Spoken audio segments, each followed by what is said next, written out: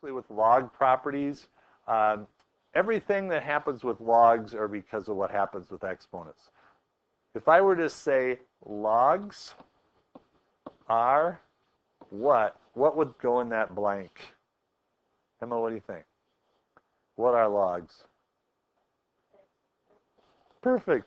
That's it. Logs are exponents. So anything we did with exponents, we can do with logs because logs are exponents. Yeah. So here we go. If you had I don't like that thick line. Let's say we had 2 to the third times 2 to the second. That's 2 to the what? Is it sixth or fifth? Well, there's 3 of these 2's multiplied together. There's 2 of these 2's multiplied together. How many 2's is that? 5. So it's 3 plus 2. Do you agree with that? And logs are, what was that again? Exponents, okay? So if logs are exponents, when we multiply, what do you do with the exponents? You add them. So if I am multiplying x and y, what do you do with the logs? You add them. That's it.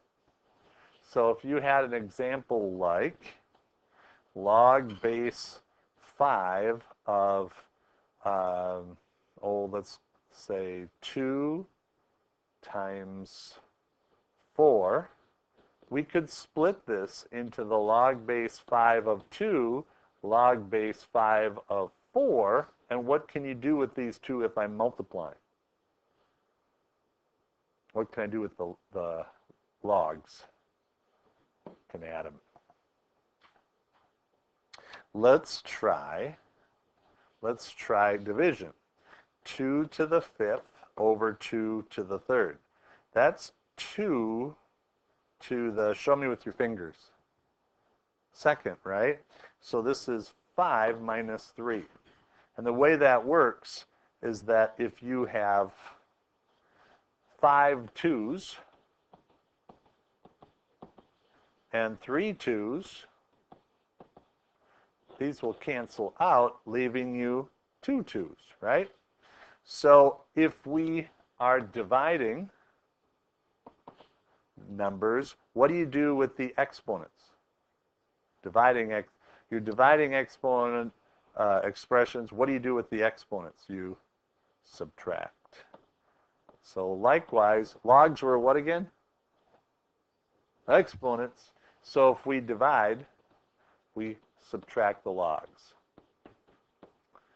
Okay, so if we'd had log base 8 of 10 over 2, you're going to get log base 8 of 10 minus log base 8 of 2. One more main one, and then these others are kind of little quick ones. This is my favorite. So if you have log base a of x to the m, it's m times log base that. Well, that sounds really weird, but let's say I had 2 to the 3rd to the 2nd, okay? This is how many 2 to the 3rds? There's 2 of them. How many 2's is that? 2 to the what? 6. 3 times 2. So what we're doing is we're taking this to a power and we're multiplying the exponents. So if I have this to a power, I'm going to multiply by the front value. Now that doesn't make a lot of sense. So here's what I always say. When you have a number in here to a power, you can pull that power out in front. And so let's say I have log base 7 of 4 squared. That's the same as, pull that 2 out front, 2 times the log base 7 of 4. Now that one sounds really weird, but it's actually very easy. Let's look at this. Log base 3 of 2 to the 4th. Okay?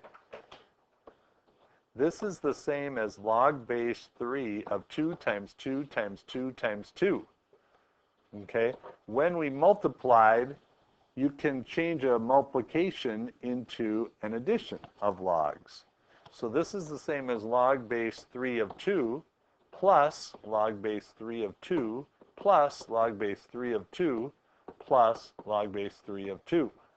How many of those log base 3 of 2's are there? How many of these are there?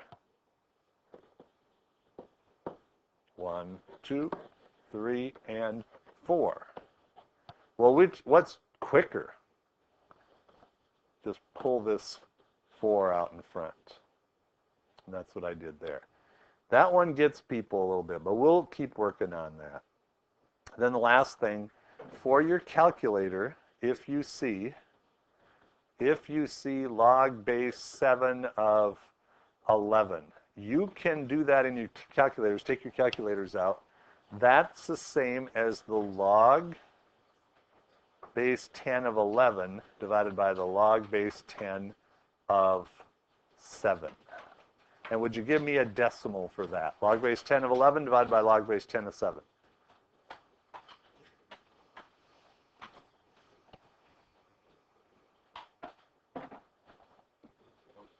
1.232. Anybody second that? Super. Let's try one that is super obvious.